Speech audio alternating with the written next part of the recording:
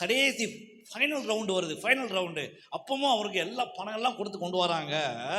அவன் ஒன்று புரிந்து கொள்கிறான், அவன் வாயில எப்படியாவது இவங்களை என்ன பண்ணிடணும், சபித்தரணும். ஒரு கூட்டம் இருக்கு, பணத்தை கொடுக்குறாங்க, பதவியை கொடுக்குறாங்க. ஆனா ஒன்று புரிந்து கொள்கிறான், இஸ்ரவேலை ஆசீர்வதிப்பதே கர்த்தருடைய.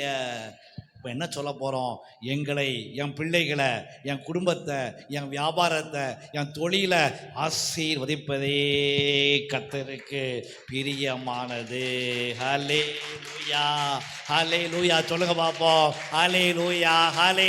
இதில் நீங்கள் தெளிவாக இருங்க, காம்ப்ரமைஸே பண்ணாதீங்க.